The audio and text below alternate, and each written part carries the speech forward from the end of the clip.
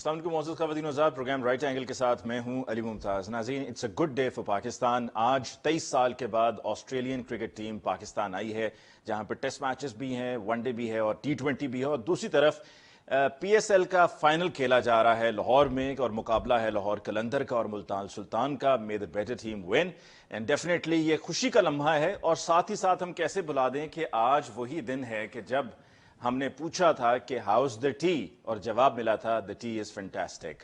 So it's a good day for Pakistan الحمدللہ، اور ہم یہ دعا کرتے ہیں، امید کرتے ہیں کہ ہمارے ملک میں اس طرح کے ہم سب کو مزید ایسے دن دیکھنے کی اللہ تعالیٰ توفیق عطا فرمائے۔ آج کے پروگرام میں ہم بات کریں گے کچھ لانگ مارچ کی۔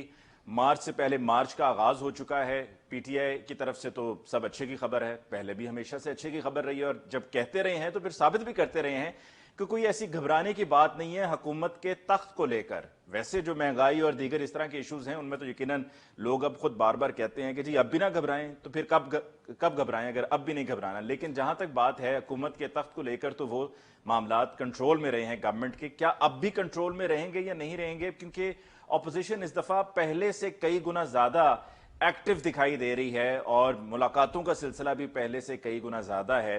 لیکن آج پھر شیخ رشید احمد صاحب نے یہی کہا ہے کہ جی اپوزیشن کچھ نہیں کر پائے گی۔ جو پہلے کہا تھا انہوں نے آج دہرایا ہے، انہوں نے کہا جی کچھ نہیں ہو پائے گا۔ تو آج کے پروگرام میں جی ہمارے ایکسپرٹس بتائیں گے کہ کیا کچھ ہوگا، یا بس یہ لہو گرم رکھنے کا ایک طریقہ ہے، ایک بہانہ ہے، اور پھر اس کے بعد یہ وقت گزر جائے گا اور پھر حکومت اپنی مدت ہی مکمل کرے گی، جو کہ حکومت کو کرنا بھی خیر چاہیے۔ آج کے پروگرام میں جی ڈسکشن کے لیے ہمارے معزز مہمان ہمارے ساتھ تشریف رکھتے ہیں سینئر تجزیہ کار نسیم صدیقی صاحب۔ آپ کا بہت بہت شکریہ کہ آپ نے ہمیں جوائن کیا۔ ہمیں جوائن کیا ہے سینئر اینالسٹ جنرل ریٹائرڈ امجد شعیب صاحب نے۔ امجد صاحب آپ کو بھی بہت بہت شکریہ کہ آپ نے ہمیں جوائن کیا، اور ہمیں جوائن کیا ہے سینئر اینالسٹ مبشر بخاری صاحب نے۔ بخاری صاحب آپ کی بہت بہت شکریہ۔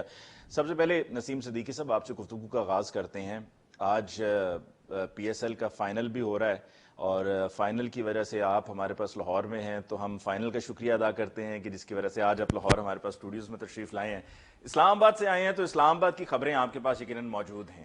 کیا چل رہا ہے؟ کیا واقعی یہ تحریک عدم اعتماد آئے گی، اور پھر کچھ کامیابی کا بھی اس میں لگ رہا ہے آپ کو پرسنٹیج ہے، چانس ہے، یا یہ صرف جیسے کہ میں نے کہا کہ یہ ایک لہو گرم رکھنے کا بہانہ ہے؟ بسم اللہ الرحمن الرحیم، علی بہت شکریہ۔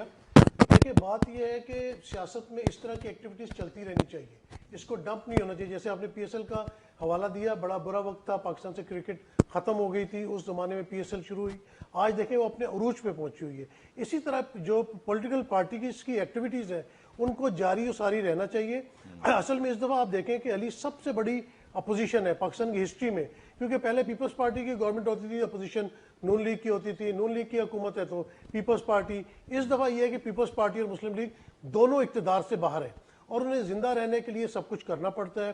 آپ دیکھیں کہ پیپلز پارٹی کے بھی جو لیڈر ہیں، چیئرمین ہیں، ینگ ہے۔ مسلم لیگ نون میں بھی مریم نواز جس طرح سامنے آئی ہیں، وہ بھی ینگ ہیں۔ تو یہ خون گرمانے والی بات آپ نے بالکل صحیح کی ہے۔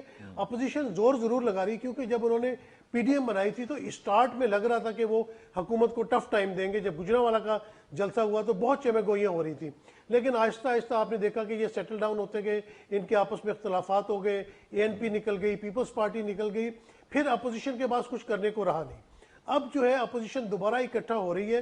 جس طرح انہوں نے استعفوں کا شوشہ چھوڑا تھا، اسی طرح انہوں نے بغیر تیاری کے انہوں نے ووٹ آف نو کانفیڈنس کا شوشہ چھوڑ دیا۔ یعنی کہ یا تو یہ کارڈ اپنے سینے کے ساتھ لگا کے رکھتے، پہلے نمبر پورے کرتے اور ایک دم سے ووٹ آف نو کانفیڈنس کی موو لے کے آتے، تو شاید ان کو کوئی کامیابی ملنے کی امید بنتی۔ لیکن ان کے پاس لوگ ہی پورے نہیں، کبھی یہ اتحادیوں کے پاس جاتے ہیں، کبھی کاف لیگ سے ملاقاتیں، کبھی MQM سے، جنہوں نے کیٹیگوریکلی کہہ دیا کہ ہم اس نظام کا حصہ رہیں گے۔ In your opinion, the government is in safe zone.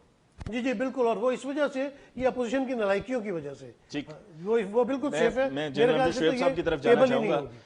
امجد صاحب، آپ کی نظر میں کیا گورنمنٹ کے لیے کوئی مشکل ہے، یا گورنمنٹ بالکل اطمینان سے تسلی میں؟ اور کل جو پرائم منسٹر صاحب کا خطاب متوقع ہے، وہ شاید یہ جو یوکرین اور رشیا کی صورتحال ہے اس کو لے کر ہے۔ اس میں یقیناً یہ تحریک عدم اعتماد کی بھی بات وہ کریں گے، لیکن میرے خیال میں فوکس یوکرین اور رشیا کی وار پہ ہے۔ بسم اللہ الرحمن الرحیم۔ دیکھیے حکومت پہ پریشر تو نیچرلی ہوتا ہے جب ساری اپوزیشن اکٹھی ہو جائے اور وہ بھاگ دوڑ بھی کرتے نظر آئیں، میٹنگز کرتے نظر آئیں، تو پاکستان میں ایسے نظریاتی کارکن یا نظریاتی سیاستدان بڑے کم ہیں جو اپنی اصولوں کی بنیاد پہ سیاست کر رہے ہوں۔ اپنے مفادات سے ہٹ کے وہ کسی کاز کے لیے کام کر رہے ہیں. زیادہ تر مفادات کی سیاست ہے. جی اپوزیشن بھی یہی کر رہی ہے. اور پی ٹی آئی میں بھی جو بہت بڑی تعداد لوگوں کی جب یہ الیکشن ہونے تھے جس میں پی ٹی آئی جیتی، اس الیکشن میں سے پہلے جو لوگ یہاں سے مختلف پارٹیوں سے نکل کے ان کو ملے، وہ آج بھی اپنے لیے مختلف جگہوں پہ گھونسلے ڈھونڈ رہے ہوں گے کہ یہ کہاں زیادہ قیمت پڑ جائے تو وہ ادھر چلے جائیں. سو یہ ایک المیہ ہے جس کی وجہ سے حکومتوں پہ پریشر آ جاتا ہے، کیونکہ ان کے اندر صفوں میں آئے ہوئے لوگ وہ عموماً ایسے موقعوں سے فائدہ اٹھانا چاہتے ہیں. ٹھیک. تو ان حالات میں پی ٹی آئی کی گورنمنٹ پہ پریشر تو ہوگا، لیکن میرا اپنا خیال ہے کہ اس پریشر کے ساتھ ساتھ جو بہت بڑی چیز ہے جس کی وجہ سے کچھ اطمینان بھی ہوگا وہ یہ ہے کہ جو اپوزیشن ہے ان کے اپنے اندر بھی اختلافات ہیں، اور اس کے ساتھ ساتھ بہت بڑی بات یہ ہے کہ جو لوگ ان سے مطالبات کر رہے ہیں، اپنی قیمت وصول کرنا چاہتے ہیں، وہ بھی کسی پارٹی کے بس میں 100% نہیں ہے کہ وہ، یہ صرف ٹکٹوں کا مسئلہ نہیں ہے کہ ان کو فلاں جگہ کی ٹکٹ دے دی جائے تو وہ مطمئن ہو جائیں گے، وہ اتنا نہیں ہے. لوگ وزارتیں بھی مانگتے ہیں اور بھی کئی چیزیں. تو ان حالات میں میرا اپنا اندازہ ہے کہ پریشر حکومت پہ لازمن ہے، لیکن وہ ان کو یہ اطمینان ضرور ہے کہ اگر وہ الرٹ رہیں گے، اپنے لوگوں پہ قابو رکھیں گے تو یہ موو ٹھیک کامیاب ہے نہیں. جنرل صاحب، آپ ہمارے ساتھ پروگرام میں چونکہ مختصر وقت کے لیے ہیں تو پھر جاتے جاتے آپ سے اسٹیبلشمنٹ کو لے کر بھی سوال پوچھنا چاہوں گا کہ اسٹیبلشمنٹ کا کیا، کیونکہ اسٹیبلشمنٹ کو اس میں سے کلیئر رہنے کے لیے کہا گیا اپوزیشن کی طرف سے، تو اسٹیبلشمنٹ کے رول پر تو بار بار بات ہوتی ہے اور رول ہوتا بھی ہے، تو اسٹیبلشمنٹ کا کیا رول ہوگا؟ Where does the establishment stand? دیکھیں چیز یہ ہے، یہاں پاکستان میں اخلاقیات تو نہیں ہے. جو الیکشن جیت جائے اس کے لیے الیکشن پھر جو ہار جائے وہ اس کے لیے اسٹیبلشمنٹ آ گئی. انہوں نے اپنی صفوں میں کبھی جھانکا ہے کہ انہوں نے کیا کیا ہے؟ ان کے لوگ جو ہیں وہ بکتے نہیں ہیں. یہ بلا جواز ابھی ان کے الیکشن جب ہوئے اور یہ ضمنی الیکشن انہوں نے جیتے تو کیا اسٹیبلشمنٹ نے جتائے تھے ان کو، اپوزیشن کو، جو یہ کہہ رہے ہیں کہ نیوٹرل ہو جائے. یہ میرا خیال ہے اس مصیبت سے باہر آ جانا چاہیے. عوام کو بیوقوف بناتے ہیں، اپنے لوگوں پہ ان کا کنٹرول نہیں ہے. جنہوں نے پی ٹی آئی جوائن کی تھی کیا وہ نظریاتی تھے اور وہ نون لیگ سے آئے؟ اب نون لیگ میں اگر واپس چلے جائیں تو ابھی جہانگیر ترین کو یہ کرپٹ کہتے تھے، اب اس کے قصیدے گا رہے ہیں. تو بالکل ان کو یہ اپنے ساتھ شامل کرنے کو تیار ہیں. ادا نکلا ہوا ہے، اس پہ نہیں آئیں گے کبھی بھی یہ، اور یہ اپنی کرتوتوں پہ پردہ پوشی کے لیے ہمیشہ اسٹیبلشمنٹ پہ گان ڈالیں. ٹھیک یہ ان کو سوچنا چاہیے، یہ ملک کے لیے نقصان دہ ہے، فائدہ مند نہیں ہے. ٹھیک. اور جنرل صاحب، اب وہ درست کریں، اپنے لوگوں پہ کنٹرول رکھیں. جب یہ سینٹ کے چیئرمین کا قصہ ہوا تھا تو اس وقت بھی آپ نے دیکھا کہ ان کے لوگ بکے اور پھر انہوں نے کہا ہم تحقیقات کریں گے. پھر تحقیقات کیوں نہیں کی؟ ان کو پتا تھا کہ اندر سے گاند اپنے صفوں میں سے نکلے گا. پیپلز پارٹی نے کہا کہ ہم اپنی جو تحقیقات ہیں وہ علیحدہ کریں گے. وہ پیپلز پارٹی بھی غائب ہو گئی. اور میں لکھ کے دیتا ہوں آج بھی پیپلز پارٹی ان کو بیوقوف بنا رہی ہے. انہوں نے ان کی 23 مارچ کی جو لانگ مارچ ہے اس کو سیبوٹاج کرنے کے لیے ان کو اس کام پہ لگا دیا ساروں کو کہ جناب آپ یہ نو کانفیڈنس کی طرف چلے جائیں. یہ دھکے کھا کے مار کھا کے خیر بیٹھ جائیں گے اور نہ 23 مارچ کی وہ لانگ مارچ ہوگی اور نہ یہ ان کا نو کانفیڈنس ہوگا. یہ الٹیمیٹلی ان کے ٹریپ میں جا چکے ہیں پیپلز پارٹی کے، اور وہ ان کو ہر دفعہ یوز کر کے اسی طرح ان کا بیڑا غرق کرتے ہیں. جنرل صاحب آپ کا بہت بہت شکریہ کہ آپ نے ہمیں وقت دیا. ناظرین ہم بریک لیتے ہیں، بریک کے بعد لوٹ کے آئیں گے تو مبشر صاحب بھی ہمارے ساتھ ہیں اور نسیم صدیقی صاحب بھی ہیں، اور مزید اس معاملے پہ کچھ تفصیلات جاننے کی کوشش کریں گے کہ کیا ہوگا اور کیا واقعی اس دفعہ پھر وہی جو ہر مرتبہ ہوتا ہے وہی ہوگا اپوزیشن کے ساتھ. مزید بات ہوگی ایک بریک کے بعد.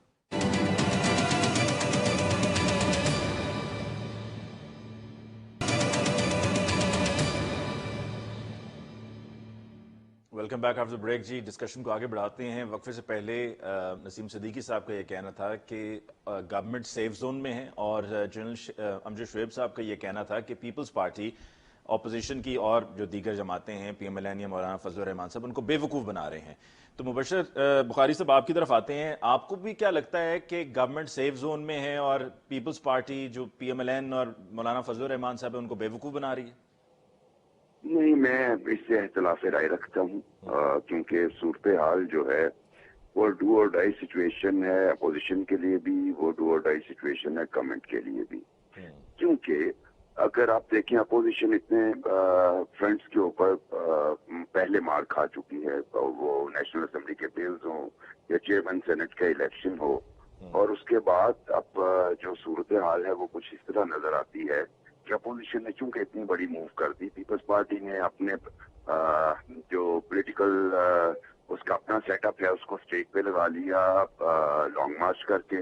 उसके बाद सारी अपोजिशन पार्टीज इकट्ठी हो चुकी हैं नो कॉन्फिडेंस के लिए। तो ये मूव तो बहरहाल लेकिन फिर मुबश्शिर बुखारी साहब, जब एक तरफ इतना कॉन्फिडेंट है ऑपोजिशन पीपल्स पार्टी PMLN मौलाना फजल रहमान साहब कि जी हम ये तहरीक अदम एतमाद लाएंगे और कामयाब होगी, तो फिर ये वक्त अपना क्यों जाया कर रहे हैं ये मार्चेस करके? अभी जिस तरह कराची से शुरू हो गया आज पीपल्स पार्टी का।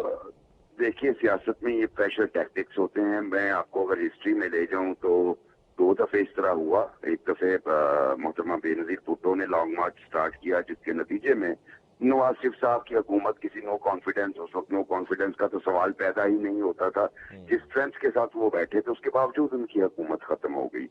और उसके बाद जब मियां नवाज शरीफ ने इसी तरह का एक लॉन्ग मार्च किया इफ्तिखार चौधरी की रेस्टोरेशन के लिए, तो वो गुजरांवाला तक पहुंचे तो रेस्टोर हो गए इफ्तिखार चौधरी साहब। आपको याद होगा। तो ये प्रेशर टैक्टिक्स होते हैं। देखिए जो पॉलिटिकल पार्टीज होती हैं वो अपनी स्ट्रेंथ जो है वो सड़कों पे और गलियों में ही शो करते हैं। वो बात बिल्कुल दुरुस्त है मुबश्शिर साहब, लेकिन ये उस गवर्नमेंट के खिलाफ किया जा रहा है कि जो पहले धरना दे चुकी है 2014 में, और उसको मालूम है कि हम कितने दिन जाकर इस्लामाबाद में बैठे रहे, हमने धरना दिया, कुछ नहीं हुआ। तो जी बिल्कुल, मैं वही अर्ज कर रहा हूँ ना, जिस अपोजिशन की आप बात कर रहे हैं यानी PTI की, उन्होंने धरना दिया, उनके पास वो स्ट्रेंथ नहीं थी पार्लियामेंट के अंदर, जबकि इनके पास अगरचे मतलूबा तादाद नहीं मैसर, लेकिन देखिए मैं अर्ज करता हूँ ये 2 चीजें होती हैं। जो पार्टी फैब्रिक है ना उसको देखना होता है। आपको याद होगा मोहतरमा बेनजीर भुट्टो के खिलाफ एक अदम एतमाद मूव हुई जिसमें उस वक्त के ताकतवर तरीन सदर यानी गुलाम इसहाक खान, तमाम अपोजिशन पार्टीज इंक्लूडिंग अवामी नेशनल पार्टी जो लेफ्ट विंगर थी, ठीक है, और उन्होंने भी सपोर्ट किया और तमाम पार्टीज थी, और कहीं ना कहीं स्टैब्लिशमेंट का रोल भी उधर मौजूद था। ये बात तारीख में लिखी जा चुकी है। उसके बावजूद वो नो कॉन्फिडेंस जो है वो फेल हो गई। उसकी वजह ये थी कि जो पीपल्स पार्टी के अंदर लोग बैठे थे वो डेडिकेटेड थे, और बहुत सारे उन कैरेक्टर्स को मैं मिला, मैंने इंटरव्यूज किए, तो अंदाजा हुआ जो सबको ऑफर्स भी थी बहुत अच्छी लुक्रेटिव किस्म की, बड़ी अट्रैक्टिव, लेकिन अंदाजा यही हुआ कि वो लोग लॉयलिस्ट थे, कहीं भुट्टो के लॉयलिस्ट और या मोहतरमा बेनजीर के लॉयलिस्ट थे। इधर जो फैब्रिक है वो डिफरेंट है। देखिए PTI जो है उसका जितना आप देख रहे हैं वो डिसिडेंट्स हैं पीपल्स पार्टी से, PMLN से, तो ये काम उन पे हो रहा है। मुबश्शिर साहब, आपको ये यकीन है कि एक तो तहरीक अदम एतमाद ये ऑपोजिशन लाएगी और जब लाएगी तो कामयाब भी होगी? जी मैं कामयाबी के बारे में नहीं कहता, लेकिन मेरी अर्ज ये थी जो मैं कर रहा था और दरमियान में आपका सवाल आ गया। अगर अपोजिशन फर्ज करें अपोजिशन तहरीक अदम एतमाद नहीं लाती, आगे आने वाले जो कुछ महीने हैं हमारी जो स्टेट है उसके लिए बड़े अहम है, उसमें कुछ फैसले भी होना है, और अगर नहीं लाती इसी तरह बैठ जाती या इवन उनकी अदम एतमाद नाकाम हो जाती है, नाकामी की सूरत में भी बहुत बड़ा डिबैकल होगा, और अगले फिर इलेक्शन भी इमरान खान साहब को ही आप जीतते देखेंगे, और यही सूरत हाल इमरान खान साहब की है। अगर वो गए तो शायद उनकी पार्टी जो है वो काफिल तक रिड्यूस हो जाए, उस तरह की बन जाएगी, और अगर वो जीत गए तो अगर वो डिफीट कर देते हैं तो अगले 5 साल भी आप इमरान खान साहब को देखेंगे। ये मेरी कैलकुलेशन है, मैं गलत भी हो सकता हूँ, लेकिन अपोजिशन के पास कोई चारा नहीं बचा सिवाय इसके कि वो अपने एतमाद लाए।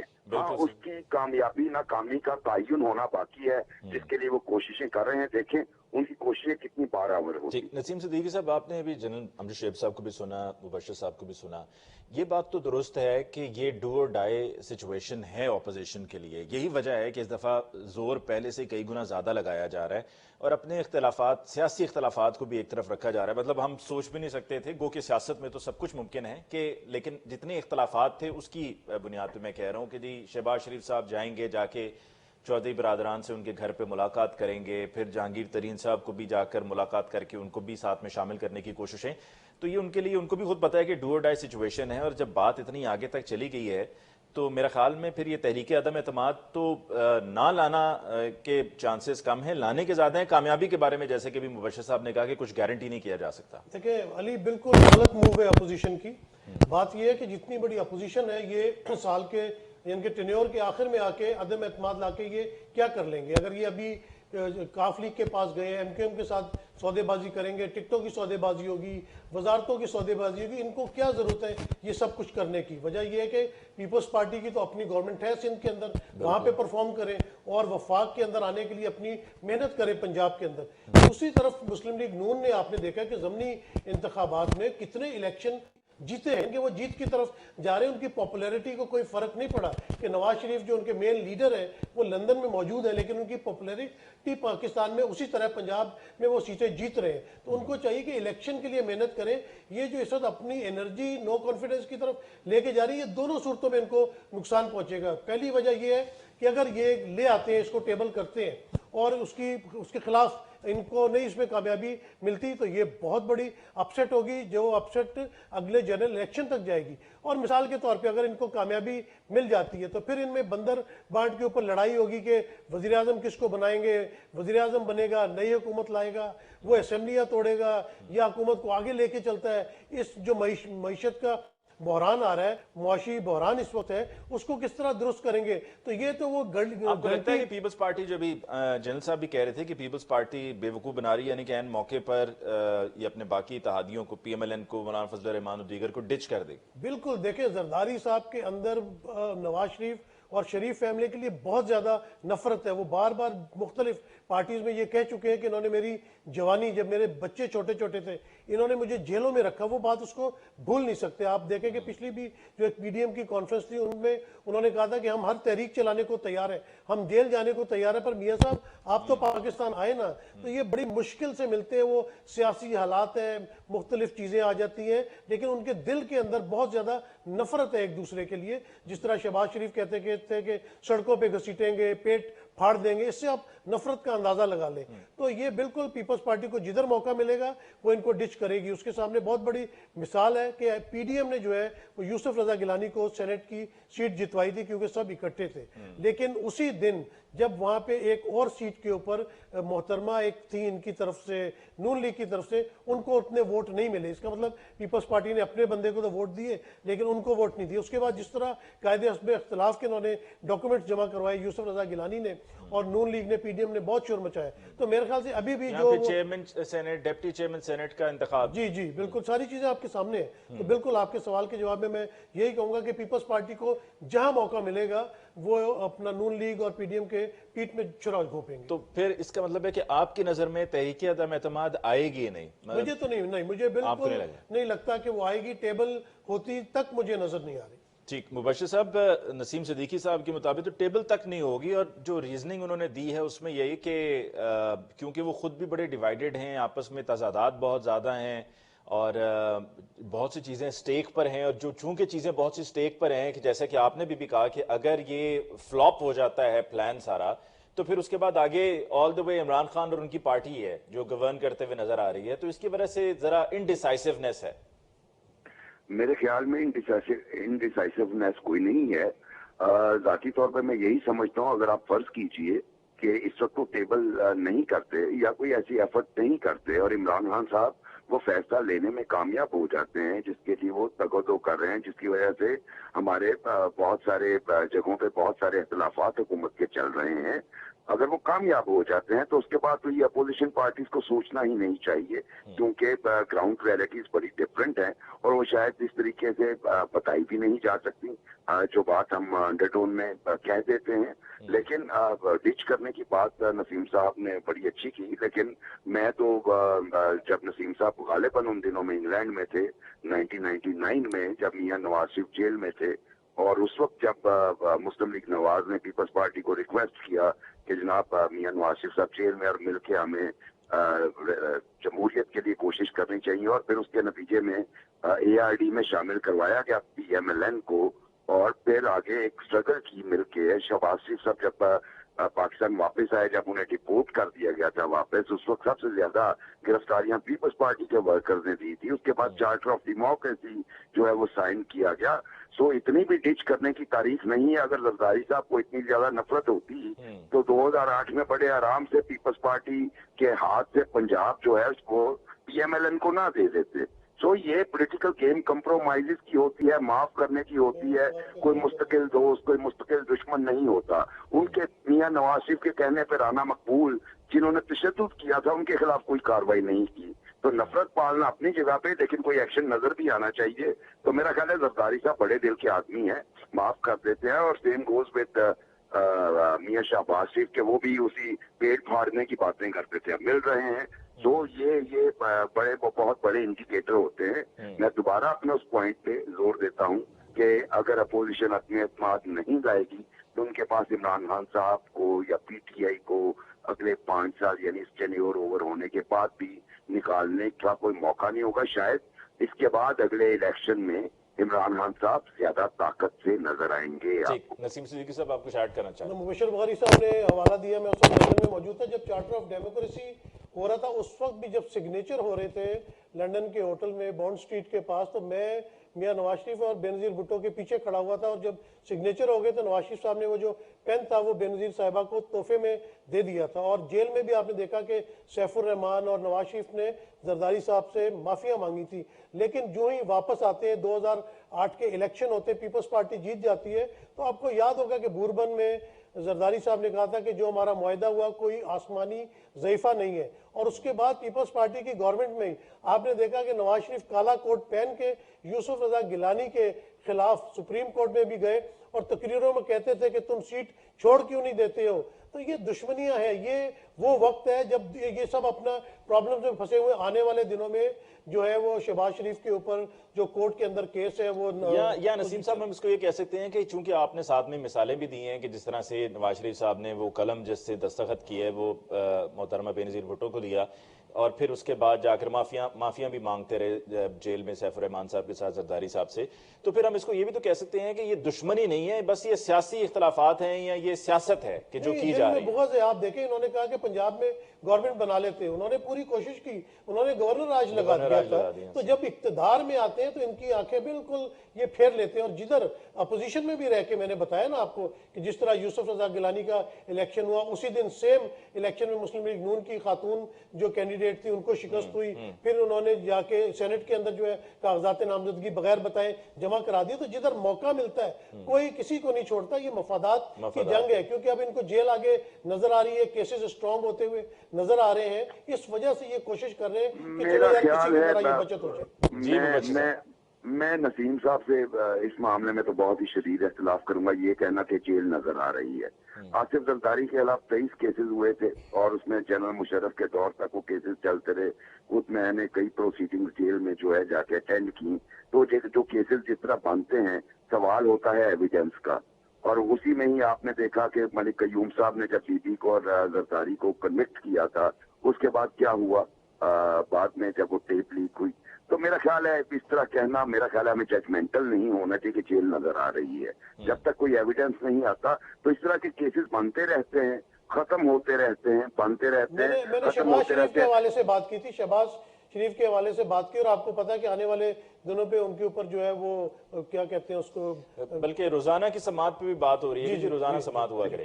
जी मैं वही अर्ज कर रहा हूँ कि ये शहबाज शरीफ को जरदारी साहब फिर भी नसीम भाई मैं वही अर्ज कर रहा हूँ कि ये जो इतना फोकस शहबाज शरीफ को किया है और जितना इसे स्पीड अप किया है इन ट्रायल्स को, उसी से ही अंदाजा होता है। मतलब जब इस तरह का हो जाए मामला, तो वो जो सिस्टम है जिसके जरिए आप इंसाफ या किसी को उसके अंजाम कार तक पहुंचाने की कोशिश कर रहे होते हैं, उस सिस्टम पे ही बड़े सवालिया मार्क्स आ जाते हैं।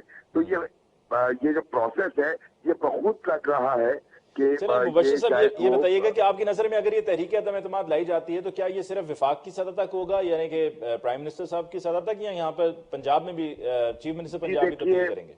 नसीम भाई भी इस बात से बखूबी वाकिफ होंगे कि जो इंटरनल इनकी डिस्कशन चल रही हैं उसमें ये तो तय है कि उन्होंने पंजाब और वफाक में लानी है। लेकिन अब उस पे जो अभी तक इनकी डिस्कशन चल रही है कि पहले वफाक में लाई जाए या पहले पंजाब में लाई जाए। लेकिन जो मेरे ख्याल में जिस पे एग्री किया जा रहा है वो ये है कि पहले ये पंजाब में लाएंगे, क्योंकि अगर ये पंजाब को हासिल करने में कामयाब हो जाते हैं तो वफाक को गिराना नहायत आसान हो जाएगा इनके लिए। तो लेकिन पंजाब में कामयाबी के लिए पीएमएलक्यू को भी साथ में मिलाना बहुत जरूरी है। और नसीम सिद्दीकी साहब, पीएमएलक्यू की तरफ से तो ये इतलात मिल रही थी कि जी जो मुतालबात सामने रखे गए हैं, क्योंकि आपने भी कहा, बशीर साहब ने भी कहा कि सारा खेल ही मफादात का है, تو پی ایم ایل کیو نے اپنا مطالبہ جو رکھا وہ چیف منسٹرشپ کا ہے، تو کیا شہباز شریف صاحب یہ قبول کر لیں گے کہ چودھری پرویز الہی چیف منسٹر پنجاب ہوں؟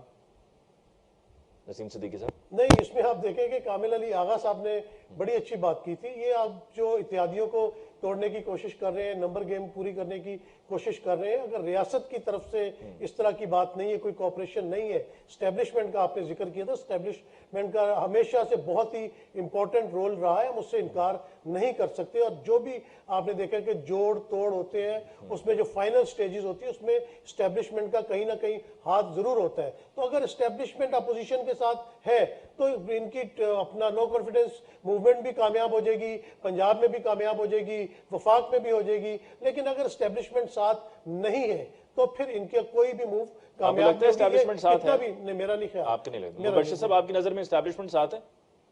جی میرا خیال ہے کہ یہ ایک ٹرکی قسم کا اس کا جواب ہونا چاہیے. وہ آپ اس طرح کہہ سکتے ہیں کہ کچھ ایلیمنٹس جو ہیں اسٹیبلشمنٹ کے وہ ساتھ ہیں اور بہت سے نہیں ہیں.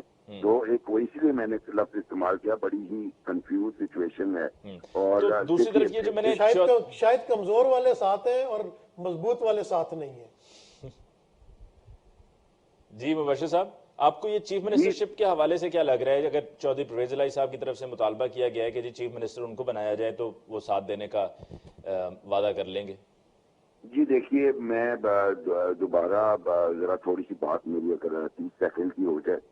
پی ٹی آئی کے اندر بہت سے ڈیسیجنس ہیں پاسبل، جو مطلب ان سے رابطہ کر رہے ہیں کہ ٹھیک ہے کیونکہ نیکسٹ الیکشن بھی انہیں نظر آ رہا ہے، اور اس کے علاوہ بھی انہیں کوئی اتنی خاص لفٹ نہیں مل رہی ہے. وزار صاحب کے حوالے سے ان کی اپنی ریزرویشنز ہیں، حلقوں میں وہ جا نہیں رہے. تو ایسی صورتحال میں اگر ایک بنچ آپ کے پاس آ جائے تو شاید آپ کو چودھری پرویز صاحب کی ضرورت بھی نہ رہے. لیکن ہاں مجھے یہ پتا ہے کہ آصف زرداری صاحب نے، چونکہ ان کا اسٹیک وہ نہیں ہے پنجاب میں، اگرچہ فیوچر کے لیے ان کا اسٹیک بہت بڑا ہے، وہ اس بات کے حق میں ہے کہ چودھری صاحب کو دے دی جائے.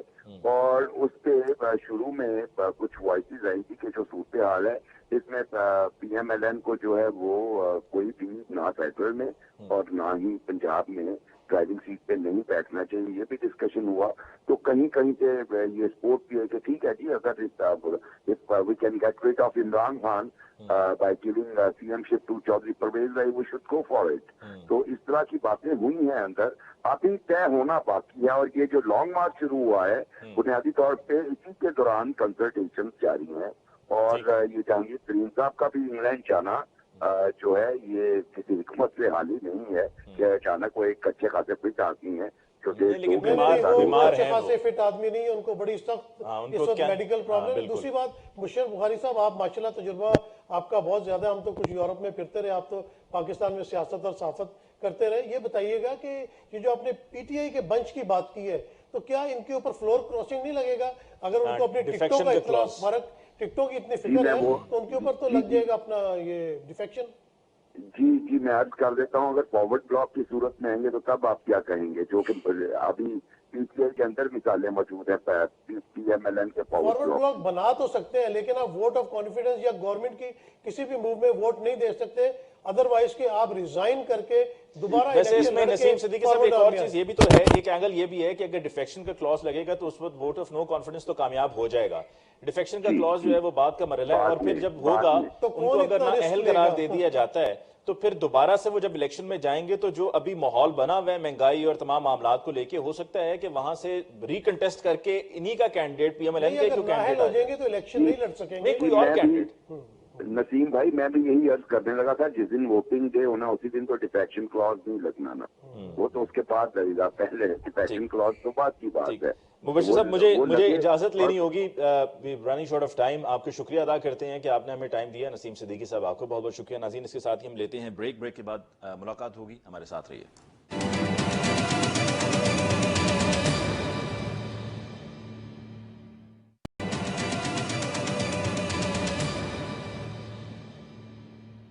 بریک کے بعد ایک دفعہ پھر آپ کو کہتے ہیں خوش آمدید ناظرین. ڈسکشن کو آگے بڑھاتے ہوئے ہمارا مشن پولیو فری پاکستان، اور اس میں ہم سب کو مل کر اپنا کردار ادا کرنا ہے. اور یہی وجہ ہے کہ ہم ٹیلی ویژن پہ بھی آپ کے لیے اسی موضوع کو لے کر پروگرامز کنڈکٹ کرتے رہتے ہیں، تاکہ زیادہ سے زیادہ لوگوں تک یہ میسج پہنچے. اور اگر آپ ابھی دیکھ رہے ہیں، سن رہے ہیں، تو آپ پر بھی یہ فرض ہے اور آپ کی ذمہ داری ہے کہ آپ دوسروں تک یہ پیغام پہنچائیں تاکہ ہم اپنے اس مقصد میں کامیاب ہو پائیں.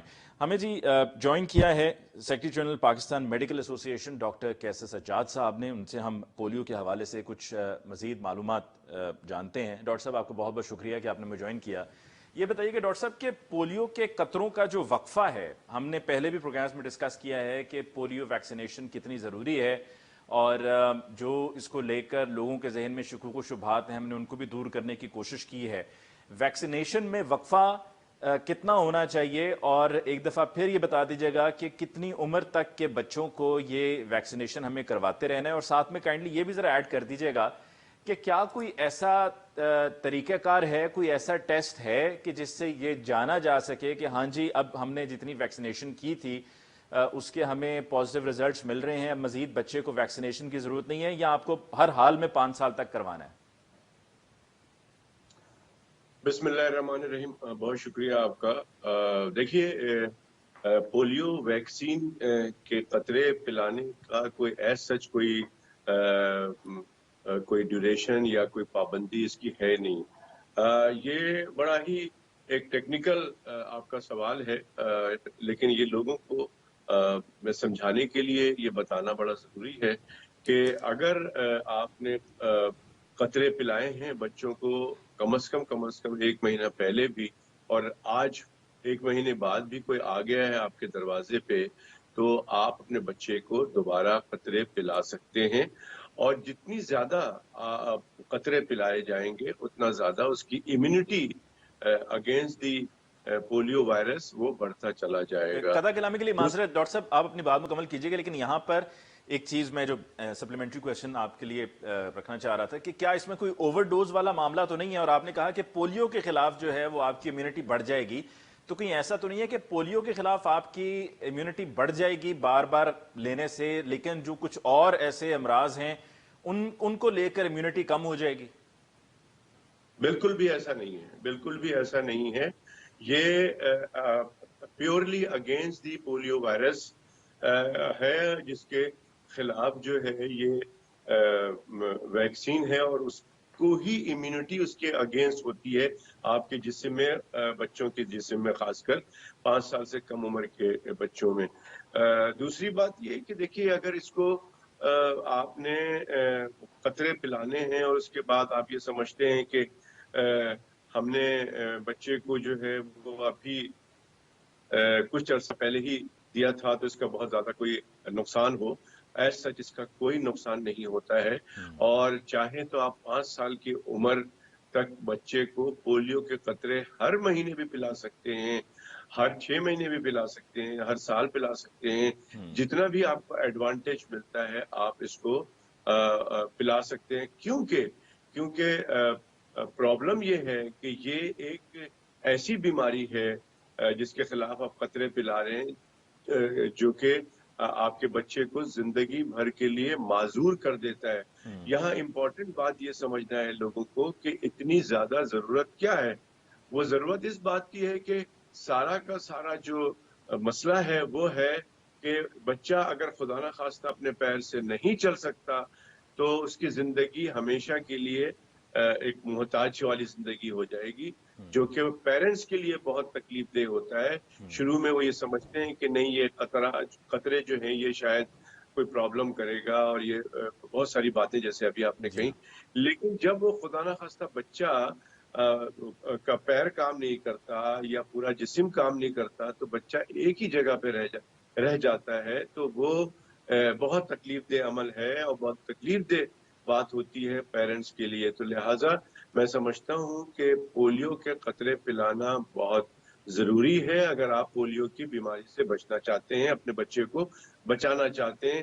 اور ساتھ ہی ساتھ اس کا کوئی سائیڈ ایفیکٹ یا اس کا کوئی جسم کے دوسرے وسراس پہ، دوسرے جسم کے دوسرے حصے پہ کوئی پرابلم کرے اور اس کے بعد اس کو مزید کوئی اور بیماری بڑھ جائے کہ جی جیسے کہ آپ کا سوال ہے کہ ہم قطرے پلائے تو پولیو کے تو خلاف بڑے اچھا اس کی امیونٹی یا قوت مدافعت ہو جاتی ہے، لیکن دوسری بیماری کے لیے उसकी क़ुव्वत मदाफ़त कम हो जाती है, ऐसा बिल्कुल भी। अच्छा डॉक्टर साहब, एक और इसमें आखिरी सवाल, घरों पे भी डोर टू डोर कैंपेन चलाई गई गवर्नमेंट की तरफ से, घरों पे भी आते हैं वर्कर्स और वो आपसे कहते हैं कि जी आप बच्चे को पोलियो के कतरे पिलवा लीजिए।